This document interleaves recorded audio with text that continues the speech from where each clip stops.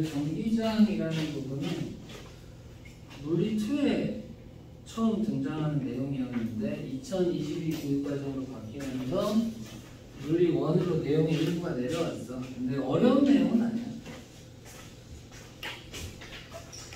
그리고 좀 쉽게 바뀌어서 내려왔기 때문에 공부하기가 어렵지는 않을 거다. 자, 일단 전기력 이쪽은 너희가 이미 한번 배운 내용이야. 원자의 구조지. 원자의 구조. 근데 왜 전기력에서 원자의 구조가 나오느냐? 원자가 이루어지는 그 근간이 되는 힘, 그게 전기력이죠.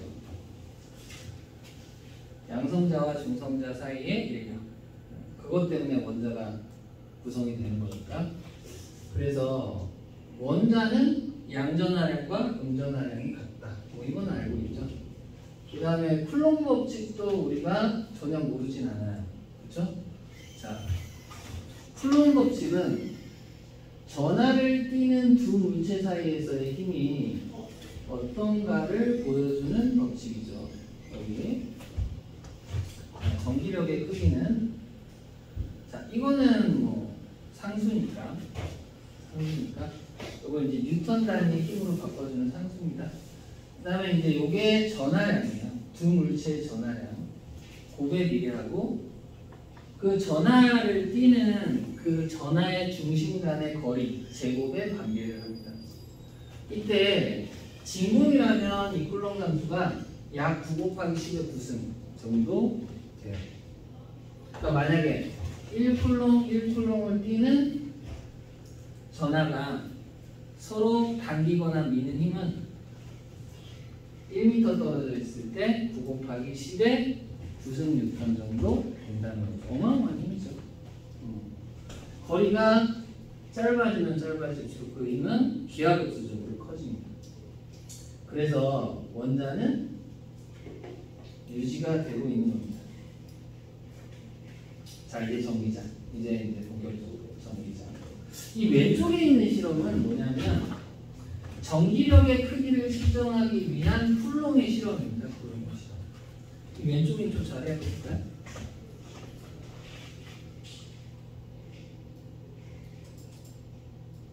자, 여기 있는 실험을 보면 여기 기둥에다가 지금 균형추를 매달아놨어요. 균형추는 뭐냐면 전연막대 양쪽에다가 전하를 띨 수 있는 금속구 2개를 매달아 놓은 거야. 그래서 이렇게 수평이 되게 만들어 놓은 겁니다. 자, 그러면 내가 만약에 이 금속구를 플러스극으로 만든 다음에 플러스극을 띠는 물체를 가까이 접근을 시키면 이 실이 균형추가 이렇게 돌아가니까 실도 꼬이게 돼요. 비틀리게 되는 거지. 그러면 이 실의 특성을 가지고 우리가 이 힘의 크기를 산정해낼 수 있습니다. 이거 사실 탄성력하고 똑같아요. 탄성력 우리 어떻게 구하지? 탄성력은 마이너스 kx 이렇게 구하죠? 변형된 길이에 비례하는. 그럼 탄성계수만 알고 있으면 힘의 크기를 변형된 길이로서 구할 수가 있죠. 자, 요거는 비틀림 저울이라고 불러요. 내가 아까 꼬인댔지. 선이 비틀려. 그럼 얘는 비틀린 각도가 중요합니다. 이 비틀린 각도에 비례하는 힘이 생기게 돼요. 그리고 여기에 이건 비틀림 상수를 넣어요.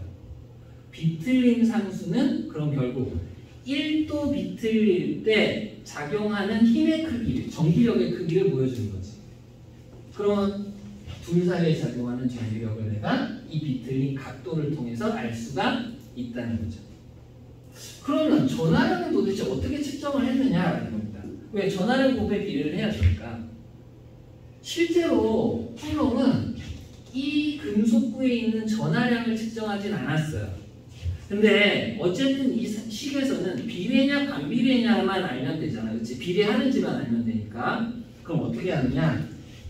이 금속구, 매달려 있는 균형추의 금속구의 전하량을 2분의 1로 만들 수는 있습니다. 거의 정확하게. 어떻게 할 수 있느냐? 이 금속구와 똑같은 재질의 금속구, 중성인 금속구를 준비해서 실험을 이렇게 한번 하고 이 금속구를 그 중성인 금속구와 접촉을 시켜요. 그러면 전하는 서로 밀어내는 청력이 있기 때문에 크기가 같은 두 금속구에 딱 절반씩 나눠져. 그럼 전하량이 2분의 1이 된 거니까 그때 힘을 측정할 수 있겠죠. 그래서 전하량 곱에 비례하는 힘이 나온다는 걸 측정을 해냈다.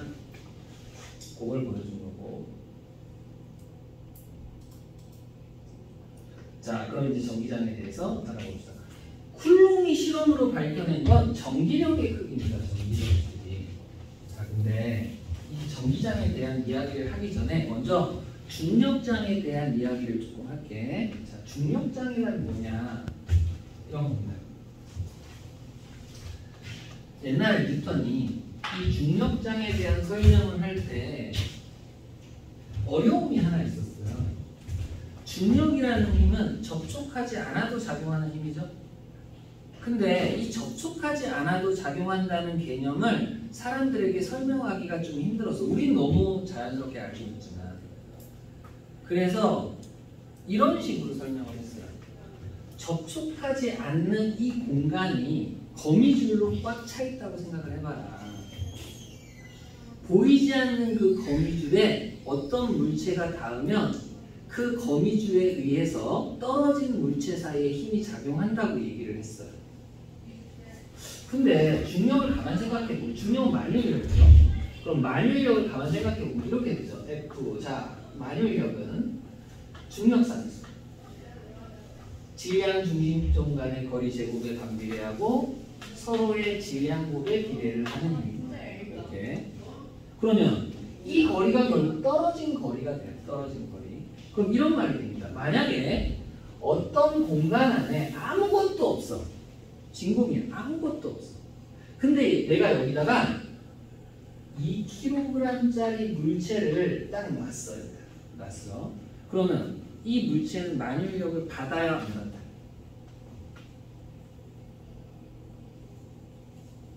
아무것도 없어. 그럼 아니 질량이 서로 있을 때 둘 사이에서 끌어당기는 힘이잖아. 근데 질량이 없잖아 이 공간 안에. 안 받아요. 힘을 안 받아요. 그러면 여기는 중력장이 아닙니다. 이 공간은 중력장이 아니에요. 그런데 만약 여기에 애초에 4kg짜리 물체가 있었다고 가정을 해보죠. 만약에 애초에 있었어. 근데 내가 여기다 2kg짜리 물체를 갖다 넣었고 이 거리가 1m였다고 가정을 해볼까요? 그럼 얘는 중력을 받아야 안 받아요? 2kg짜리 물체. 이제 받아요. 그러면 이 공간은 중력장이에요. 즉 어떤 공간에 어떤 힘이 작용하고 있는데 그게 원거리로 작용을 해? 그러면 뒤에다가 장자를 붙입니다. 영어로 필드라고 하죠. 필드. 이 공간은 중력장이 된 거야. 자, 근데 도대체 중력가속도는 뭐냐? 이거 한번 생각해 볼게요. 자, 봐. 지구에서는 이 값이 정해져 있죠? 지구 질량, 지구 반지름, 이건 상수입니다. 그래서 이걸 우리가 중력가속도라고 부르죠. G라고 하죠. G라고. 그래서 mg 이렇게 나타납니다. 무게를. 자, 그러면 여기서도 한번 볼까요? 이 지점에 2kg짜리를 갖다 놓느냐 3kg짜리를 갖다 놓느냐에 따라 만유력의 값은 어떻게 돼? 달라져요. 맞죠? 달라지죠. 그러면 이 지점의 어떤 특징을 말하고 싶으면 어떻게 하면 될까? 이렇게 하는 겁니다. 단위 질량당 받는 중력의 크기를 나타내면 돼요. 그럼 어떻게 하면 되지?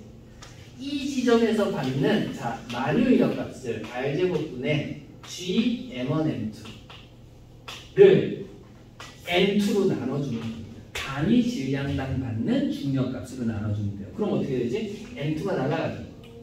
그러면 요것만 남네? 그래서 우리가 물체 무게, 물체가 받는 지구에서의 만유력 값을 측정할 때 어떻게 하죠? mg라고 하죠. mg. 이 g가 바로 지구의 중력을 대표하는 값이에요. 뭐예요? 단위 질량당 받는 중력의 크기입니다. 달에 가면 6분의 g가 되죠? 그게 달의 중력을 대표하는 값입니다.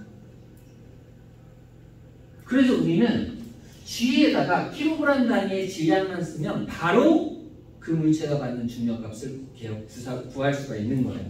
그래서 중력과 속도가 되게 편리한 숫자입니다. 이 지점에서의 어떤 특정한 지점에서의 중력장 안에서의 어떤 고유한 특성을 나타내는 값이 바로 중력과 속도예요. 자, 그러면 전기장도 이와 유사한 개념입니다. 자, 이번에는 그럼 공간을 좀 바꿔볼게요.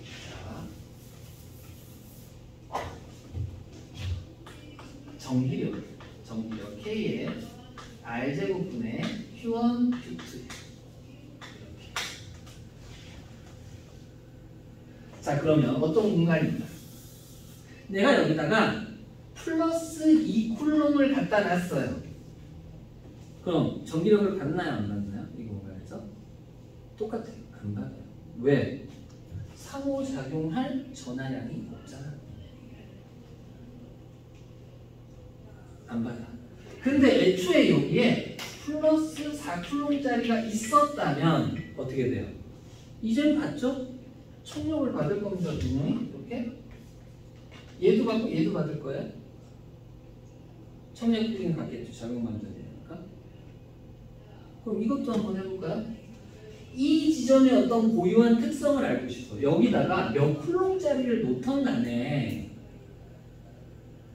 어떤 특징이 될 만한 물리량을 알고 싶은 거야. 그럼 어떻게 하면 돼요? 단위 전하당 받는 전기력의 크기를 구하면 됩니다. 아까 우리가 단위 질량당 받는 만유력의 크기를 구해서 그걸 중력가속도로 삼고 그 중력가속도를 그 곳에서의 어떤 중력적 특징이라고 잡은 거죠. 그럼 여기도 마찬가지야. 그럼 봐봐. 이렇게 되는 거죠. 얘를 뭘로 나누죠? Q2로 나눠주면 됩니다. 이게 Q2니까. 그럼 Q2 날아가죠? 그래서 이걸 우리가 뭐라고 부르느냐? 자, 이거를 Q 전하량을 나눠준 거잖아?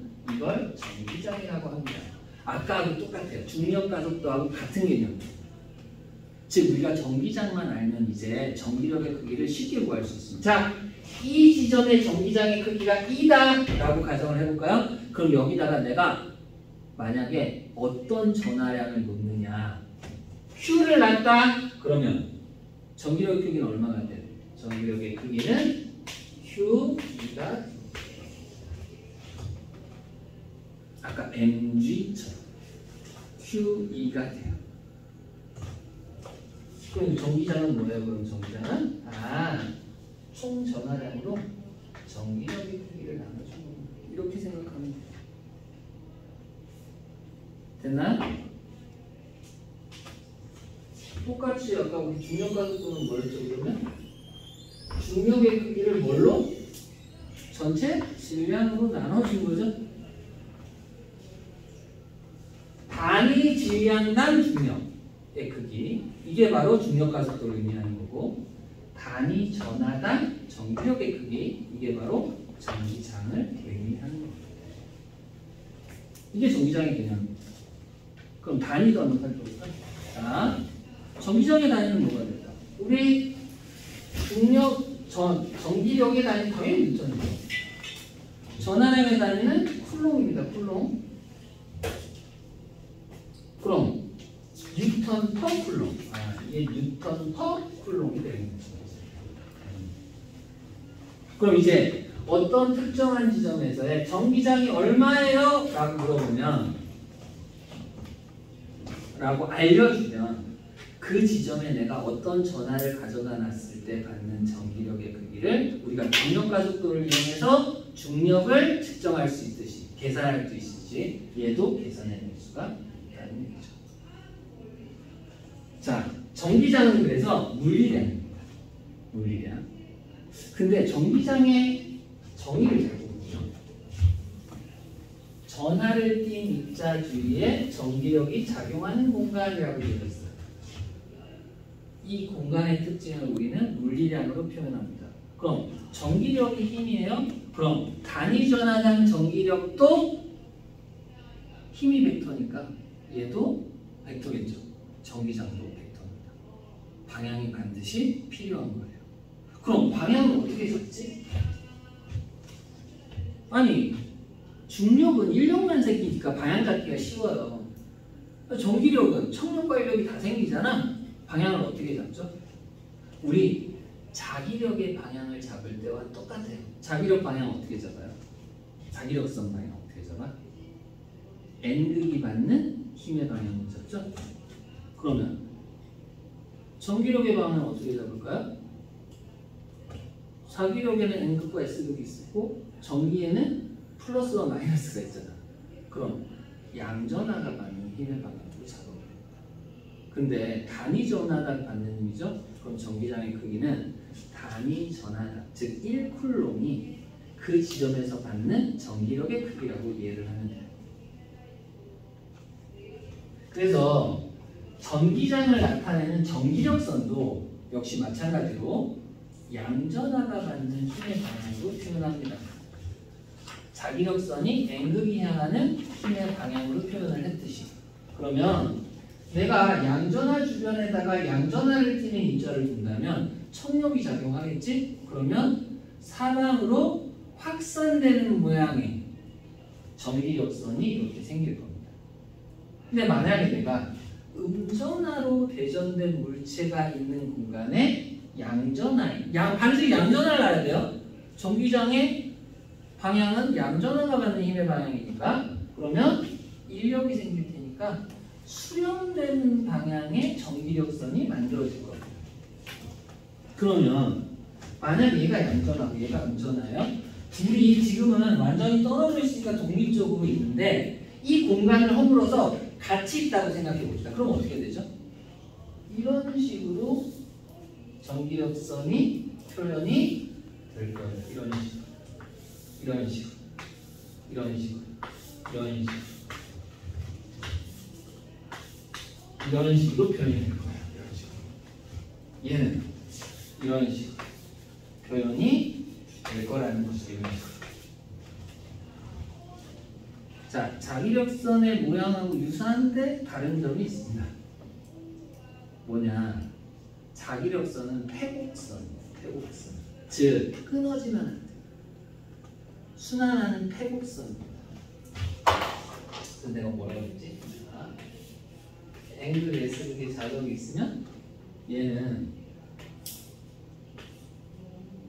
이렇게만 되는 게 아니고 얘가 이렇게 이어진댔죠. 이어진댔죠. 이런 식으로 이어진댔죠. 얘는 패곡선이야. 끊어지지 않아. 근데 얘는 어때요? 끊어져요. 얘는 패곡선이 아니에요. 양전하에서 나온 전기력선은 반드시 음전하에서 끝납니다. 이 점이 달라요. 패곡선이 아니에요. 자, 어쨌든 그럼 전기력선을 보고 내가 알 수 있는 게 많이 있어요.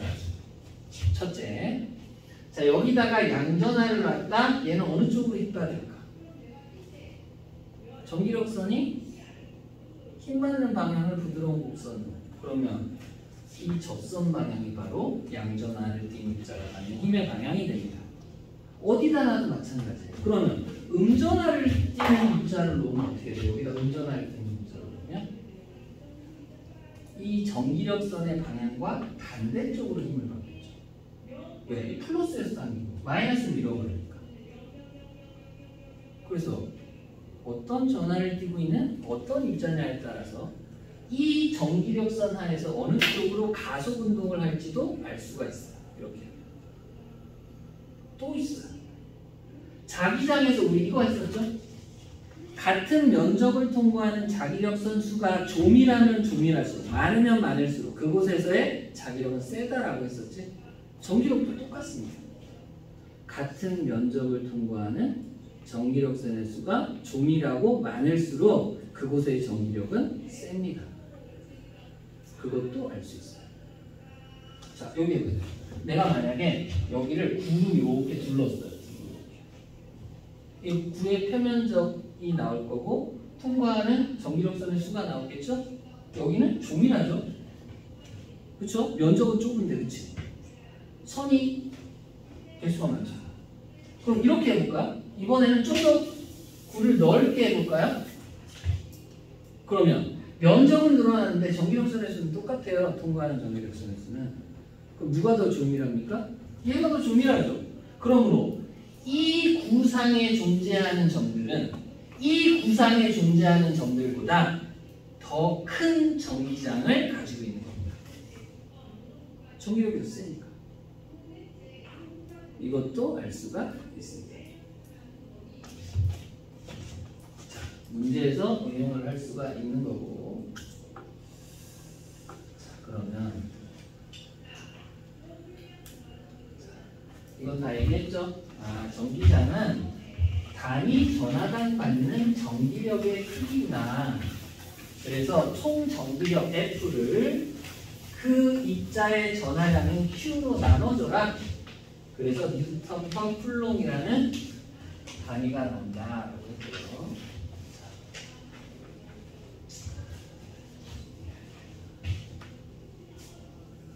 이거는 뭘 얘기하는 거냐면요. 자, 우리 아까 내가 원격 작용하는 힘을 설명하기가 힘들었다고 했죠? 힘들었다고 누가 뉴턴이 그렇게 설명하기가 힘들었다고 했죠? 접촉하는 물체는 접촉을 통해서 힘이 전달된다는 걸 설명할 수 있었어요. 기원전부터. 근데 실제로 원격 작용에 의한 힘이 생긴다는 걸 이론적으로 설명한 사람은 거의 뉴턴이 최초입니다. 그럼 내가 아까 거미줄로서 설명을 했죠? 자, 요거는 양자역학으로 설명하는 원격 작용하는 힘에 대한 이야기입니다. 매개입자를 얘기하는데, 자, 개념은 이렇게 받아들이면 됩니다. 자, 얼음판에서 내가 서준이와 내가 서 있어. 그러면 내가 서준이에게 공을 던지잖아. 그럼 나는 작용, 반작용으로 뒤로 밀립니다. 그렇죠? 그럼 서준이는 그 공을 받지? 그럼 서준이도 작용, 반작용으로 뒤로 밀려요. 그러면 우리가 공놀이를 얼음판에서 계속하면 어떻게 되죠? 우리 둘은 점점 뒤로 밀리죠. 마치 충격을 받는 거죠. 그래서 모든 힘은 매개입자가 있어야 한다. 이게 바로 양자역학의 원리예요. 그래서 그 얘기를 하고 있는 거예요. 매개입자에 의해서 전기력이 작용한다. 이 얘기를 하는 겁니다. 자, 그런데 아까 우리 점전화 둘 사이에서 작용하는 전기력이 균일을 했나요? 둘 사이에서? 아니잖아. 점으로부터 멀어질수록 전기력선의 밀도가 줄어들었기 때문에 일정하지 않았어요. 그래서 점전화 사이에서는 작용하는 전기력 크기가 일정하지 않아요. 전기장도 당연히 일정하지 않겠죠. 왜? 전기력을 전체 전하량으로 나눠준 값이니까. 그러면 이런 평면 도체판에서는 어떨까요? 자, 이걸 보는 거예요. 근데 여기서 주의할 점은 무한히 김이라는 표현을 써야 됩니다. 무한히 김.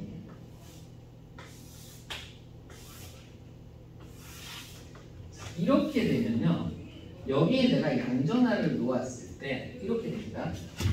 전기장의 방향은 알겠죠? 이제 어느 방향이에요? 아래쪽이죠. 플러스에서 마이너스로. 왜? 양전하가 받는 힘의 방향입니다. 그런 다음에 여기 있는 양전하는 얘를 아래로 내릴 거예요. 그리고 여기 있는 음전하는 아래로 당길 겁니다. 그렇죠? 그런데 문제가 하나 있어요. 이 옆에 있는 양전하는 어떻게 할까요? 옆에 있는 양전하는 이렇게 밀겠죠? 이 옆에 있는 양전하는 얘를 이렇게 밀 겁니다. 그렇죠? 그럼 무한히 길다면 얘를 기준으로 대칭이잖아. 그러면 이렇게 힘이 대칭으로 이렇게 작용을 합니다. 대칭으로 이렇게. 그러면 X축 방향의 힘 성분은 다 상쇄가 돼버려요. 대칭이니까. 왜? 이 힘은 이 힘과 이 힘의 합력이고 요 힘은 요 힘과 요 힘의 합력이니까 요게 크기가 같다면 얘 둘의 크기도 같을 거고 방향이 반대니까. 그렇지? 그럼 뭐만 남아? 수직한 방향. 요거만 남죠?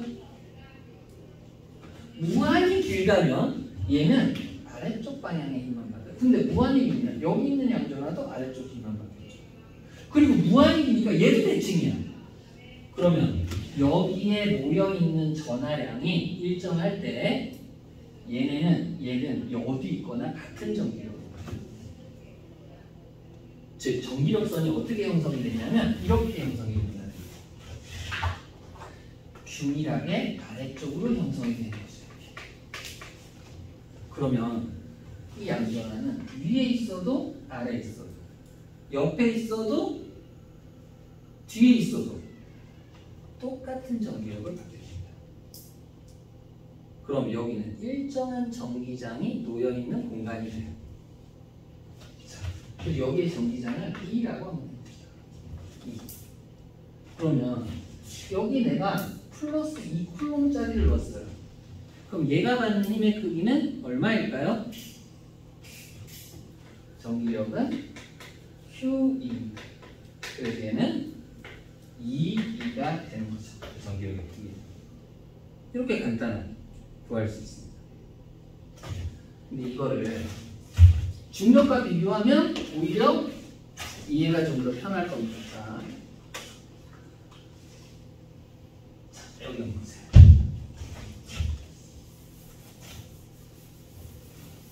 자, 여기는 중력만 작용하는 공간이에요. 그러므로 중력장입니다. 여기는 전기력만, 여기 중력 작용 안 해요. 전기력만 작용해요. 전기장입니다. 근데 중력장의 방향은 어쨌든 중력 가속도에 가는 것 같죠? 그럼 아래쪽 방향입니다. 즉, 높이가 높은 곳에서 높이가 낮은 곳으로 향합니다. 중력장은. 자, 전기장은 어때요? 양전하가 받는 힘의 방향이죠? 그러므로 플러스에서 마이너스로 작용을 해요. 그리고 이 안에서의 전기장을 모든 곳에서 똑같이 하기 위해서 어떻게 했어요? 무한히 긴 평면 도체판을 이용했죠. 그러면 내가 포텐셜 에너지가 뭐랬지? 중력에 의한 포텐셜 에너지가 뭐예요? 중력이 해줄 1이 됐죠? 그럼 전기력에 의한 포텐셜 에너지는 뭘까요? 전기력이 해줄 2이 됩니다. 자, 그럼 중력이 해줄 1을 어떻게 구하죠? 우리?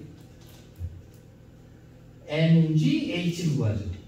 중력이 mg에 힘을 주고 h만큼 그 힘의 방향으로 이동시키는 겁니다. 맞죠? 그럼 전기장에 의한 포텐셜 에너지는 어떻게 구할까요? 힘 곱하기 이동거리입니다. 힘은 뭐예요? 여기에 전기장이 E만큼 걸려있고 여기는 중력장이 G만큼 걸려있죠. 그럼 여기는 어떻게 하면 돼요? QE가 전기력이 돼요. Q라는 전하를 띈 입자의 전하량이죠. 이게 전기력이 돼요. 그리고 이동거리 D라고 하면 돼요. QED가 바로 전기력에 의한 위치 에너지가 됩니다. 내가 중력의 위치를 설명할 때 얘기했죠. 원격 작용을 하는 자기력이나 전기력, 중력은 모두 다 포텐셜 에너지를 가진다. 전기력에 의한 위치 에너지 혹은 포텐셜 에너지가 됩니다. 이렇게 구할 수 있어요. 근데 포텐셜 에너지를 왜 구하느냐? 자, 보세요. 중력에 의한 위치 에너지는요, 높이가 낮아지면서 일을 하는 거죠. 자, 전기력에 의한 위치 에너지는요, 거리가 마이너스 쪽으로의 거리가 줄어들면서 일을 하는 거예요. 일을 하면 그럼 내가 일은 힘이 해주는 거랬지. 이 물체에게는 누가 어떤 힘이 일을 해주지? 중력이. 이 물체에게는 전기력이 일을 해줍니다. 그럼 일해주는 만큼 뭐가 증가해야 돼요? 에너지가 증가해야죠. 에너지가 일할 수 있는 일 받았으면 에너지 증가해야지. 그럼 결국 이 크기가 뭐가 되죠? 이 물체의 운동 에너지를 증가시키고 이 물체의 운동 에너지를 증가시킵니다. 그러니까 이게 결국이 뭐가 돼요? 이게 질량이 m이라면 얘가 2분의 1 mv 제곱이 됩니다. 똑같은 얘기를 하는 겁니다. 지금. 되나? 포텐셜 에너지는 역학적 에너지예요. 마찰이나 공기 저항이 없는 상태에서는 보존이 된다는 거죠. 그러면 전기력에 의한 위치 에너지가 줄어든다는 건 다시 말하면 전기력이 일을 해줬다는 얘기니까 전기력이 일해주면 전기력에 의한 위치 에너지 줄어들어요. 중력이 일해주면 중력에 의한 위치 에너지도 줄어들죠. 똑같아요. 똑같은 개념입니다. 그럼 다른 에너지로 전환이 되는 거죠. 운동 에너지로 전환을 시킬 수 있어. 자, 그런데 우리 아까 전기력을 이렇게 얘기했잖아. 전기력은 전하량, 총 전하량에다가 단위 전하장 받는 힘을 곱한 값이다. 이렇게 얘기를 했죠? 그러면 전기력에 의한 위치 에너지도 이 지점에다가 내가 몇 쿨럼짜리를 놓느냐에 따라 달라지는 값이겠지. 그러면 전기력에 의한 위치 에너지도 어떤 특정적인 값을 얻을 수 있지 않을까? 어떻게? 쿨롱당 가지는 전기력에 의한 위치 에너지. 그러면 QED가 전기력에 의한 위치 에너지인데 쿨롱당 가지는 전기력에 의한 위치 에너지는 어떻게 하면 돼요? 전체 전하량을 나눠주면 되죠? 그럼 뭐가 되니까? ED가 됩니다. ED. 이 쿨롱당 가지는 전기력에 의한 위치 에너지를 우리는 뭐라고 부르느냐? 바로 너희 몇 볼트 얘기하는 거 있죠? 그거 뭐예요? 전압이라고 합니다. 전압. 이게 전이차예요. 전압.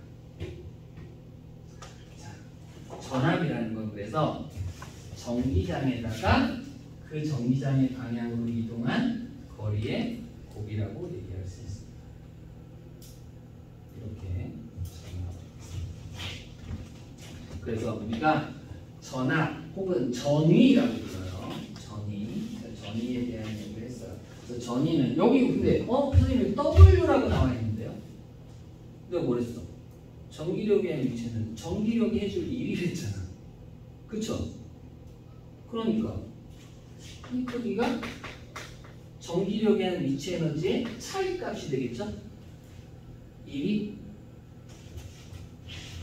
이게 차이 값인지 잠깐 볼까요? 얘가 만약에 D만큼 이동을 했다고 생각해 봅시다. 그럼 이 지점에서는 QED만큼의 전기력에 대한 위치 에너지를 가지고 있었어요. 근데 여기까지 와버리면 이제 여기에 거리가 없죠?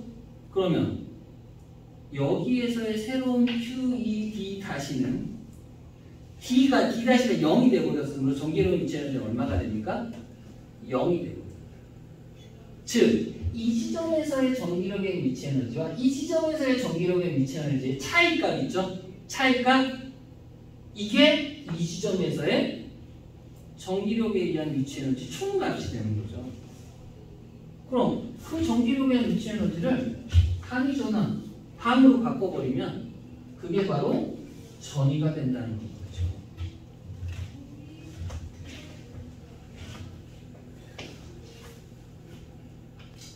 그래서 우리가 사실 전압이라고 부르는 것은 차이값을 얘기하는 거예요. 차이값. 그래서 전압을 다른 말로 전위 차이라고 불러요. 전위 차이. 자, 그러면 이렇게 한번 해볼게요. 자, 만약 내가 1.5V 건전지를 걸었어요. 1.5V. 자, 이건 이제 어떻게 해석을 하면 되냐면 이렇게 해석하면 돼요. 아, 얘는 쿨롱당 해줄 수 있는 일이구나. 또 쿨롱당 받는 에너지가 누가 받아요? 에너지를? 이 안에 있는 자유전자들이 받겠죠? 즉, 이 전위 차이에서 자유전자들을 밀어주는 일을 하는 겁니다. 얘는 1쿨롱당 1.5줄의 일을 해주는 거예요. 그럼 그 일을 받으면 에너지가 그만큼 증가하여 여기에 지나는 동안은 어떻게 돼요? 그 에너지를 쓰는 거죠. 그럼 0이 된 채로 다시 돌아오는 겁니다. 그럼 여기는 또 전압을 받아. 전이차만큼의 에너지를 얻고 어디? 여기와 여기의 차이값 정기적 위치 에너지의 차이값을 받고 그걸 여기서 쓰는 겁니다. 어차피 전이는 에너지기 때문에 에너지를 받고 에너지를 쓰는 상태가 되는 거죠. 그러니까 여기서 1.5V라는 건 플러스과 마이너스 극의 전이 차이를 얘기하는 거예요. 만약에 여기가 0V라면 여기는 1.5V가 되는 겁니다. 여기를 통과하는 동안 1.5V의 전이 차이를 갖는 거죠. 자, 그래서 여기 이런 말이 있죠. 아, 지금 여기 보면 얘가 이거 전자네요. 그럼 마이너스 전화를 얘는 플러스 전화를 주고 있습니다. 그러면 마이너스 전화가 플러스 전화 쪽으로 가까이 오게 되면 마이너스 전화의 전위는 높아지는 걸까요? 낮아지는 걸까요?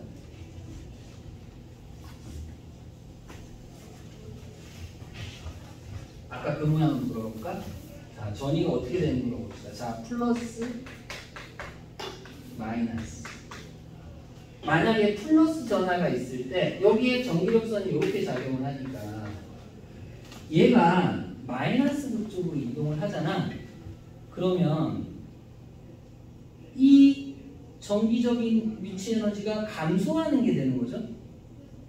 자, 전기력이 해줄 일이 이만큼 있었는데 여기 전기자는이라고 하면 QED만큼 있었어요. QED만큼. 자, 근데 얘가 여기까지 떨어졌다고 해볼까요? 그러면 여기의 거리는 D-라고 해봅시다. 그럼 얘는 QED-만큼이 나왔죠, 이제. 전기력이 해줄 일이 이만큼으로 줄어들었어요. 그럼 전기력에 의한 위치 에너지는 줄어든 거죠? 맞죠? 위치 에너지가 줄어들었죠. 즉, 양전하가 음극적으로 이동을 하면 전기력에 의한 위치 에너지는 줄어듭니다. 이걸 이렇게 생각해야 돼요. 전기력 선 방향으로 양전하가 이동을 했을 때는 전기력에 의한 위치 에너지는 줄어들어요. 그렇죠? 자, 그런데 여기 음전하가 양극 쪽으로 이동을 하네. 자, 생각해 봅시다. 아, 여기는 양전하고 상대적으로 이쪽으로 갈수록 음전하가 돼요. 그러면 이 마이너스 전자가 가지는 전기력에 의한 위치 에너지는 플러스 극 쪽에 가까울수록 커질까요? 마이너스 극 쪽에 가까울수록 커질까요? 전기력이 해줄 일이 누가 더 많아져요? 플러스 극으로 가야 돼? 마이너스 극으로 가야 많아져? 몰라?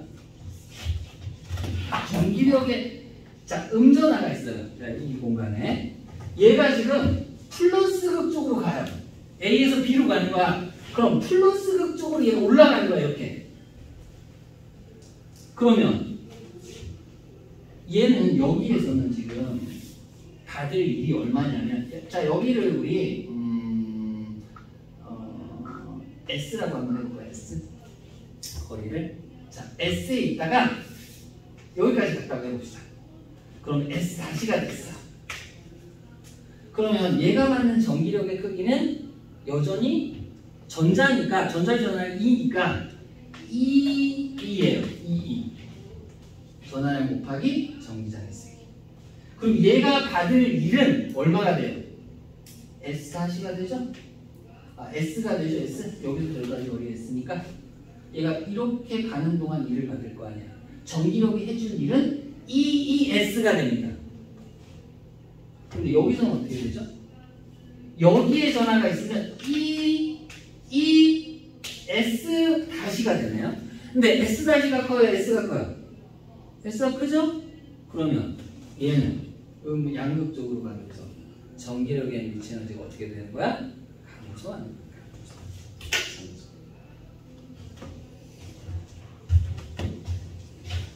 자, 전이차는 이렇게 구하는 거고요.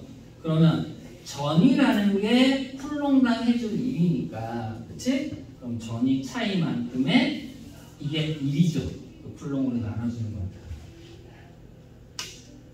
됐나요? 자, 정리 한번 해볼까요? 전기력. 자, 전기력은 K R제곱분의 Q1, Q2예요. 자, 전기장은요. 전기장은 단위 전하당 받는 힘으로 Q2로 K R제곱분의 Q1, Q2를 나눠주면 됩니다. 그래서 전기장은 굳이 이렇게 설명을 하자면 어떻게 돼요? K R제곱분의 Q1이 됩니다. 전기장. 자, 이거는 점전하가 주변에 만드는 전기장이에요. 거리에 따라서 변하는 값이죠. 근데 만약에 평행 도체판이 무한으로 있다면 거기는 전기장이 일정하잖아. 그러므로 전기력은 자, 전기장에다가 거기다 놓는 전하 양을 곱한 값이 돼요. 그리고 전이라고 하는 것은 쿨롱당 해주는 일이 됩니다. 그러면 일이 뭐죠? 일이 Q이라는 힘을 받아서 D만큼 가는 거죠. 이 D는 평행 도체판 두 사이의 거리를 얘기하는 거죠. 자, D만큼 가는 거죠. 요거를 뭘로? Q로 나눠준 값이죠. 그래서 전이는 Q2가 돼요. Q가 아니라 ED가 돼요.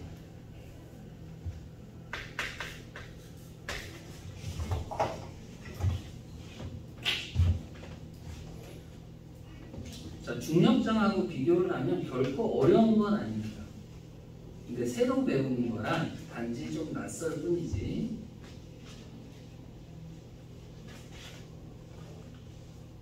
지금부터 문제를 풀어봅시다. 풀면서 이해가 안 됐던 거는 물어보세요.